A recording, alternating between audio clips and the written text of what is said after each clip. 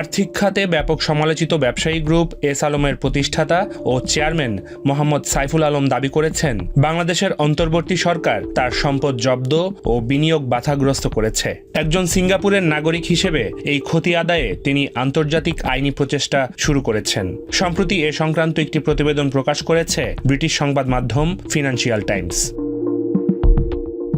S Alam বলেন, তার পরিবারের ব্যাংক অ্যাকাউন্ট জব্দ করা হয়েছে, তাদের ওপর ভ্রমণ নিষেধাজ্ঞা দেওয়া হয়েছে এবং তারা তাদের কোম্পানিগুলোর নিয়ন্ত্রণ হারিয়েছেন।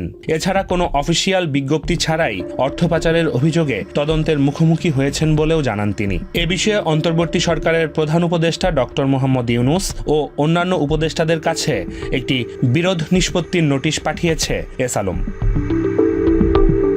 নোটিশে সতর্ক করে বলা হয়, 6 মাসের মধ্যে বিষয়টি সমাধান না করা হলে বাংলাদেশ ও সিঙ্গাপুরের মধ্যে 2004 সালের দ্বিপক্ষীয় বিনিয়োগ চুক্তির অধীনে আন্তর্জাতিক সালিসি প্রক্রিয়া অনুসরণ করা হবে। নোটিশে বলা হয়েছে, এস আলমের পরিবারের সদস্যরা 2021 থেকে 2023 সালের মধ্যে সিঙ্গাপুরের নাগরিকত্ব পেয়েছেন এবং সবাই 2020 সালে বাংলাদেশের নাগরিকত্ব ত্যাগ করেছেন। প্রতিবেদন অনুযায়ী মার্কিন আইনি প্রতিষ্ঠান কুইন ইমানুয়েল অ্যান্ড সুলিভানের আইনজীবীরা এই নোটিশ পাঠান।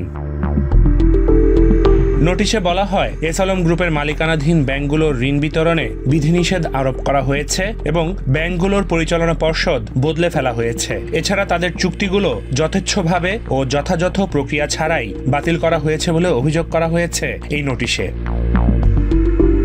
ক্ষমতার পট পরিবর্তনের পর বাংলাদেশ ব্যাংকের গভর্নর হিসেবে নিয়োগ পাওয়া আহসান এইচ মনসুর গত অক্টোবরে বলেছিলেন, একটি শক্তিশালী সামরিক গোয়েন্দা সংস্থার সহায়তায় শীর্ষস্থানীয় ব্যাংকগুলো দখল করে সাইফুল আলম ও তার সহযোগীরা ব্যাংকিং ব্যবস্থা থেকে অর্থ পাচার করেছেন। এস আলম ও তার সহযোগীরা ব্যাংকের নতুন শেয়ার হোল্ডারদের ঋণ দেওয়া, আমদানি মূল্য বাড়িয়ে দেখানোর মতো পদ্ধতিতে অর্থ পাচার করেছেন বলে অভিযোগ করেন গভর্নর। বিষয়টিকে তিনি যে কোনো আন্তর্জাতিক মানদণ্ডে সবচেয়ে বড় ও সর্বোচ্চ অঙ্কের ব্যাংক লুট বলেও অভিহিত করেন। তবে এস আলম গ্রুপ বলছে, আহসান এইচ মনসুরের অভিযোগের কোনো সত্যতা নেই।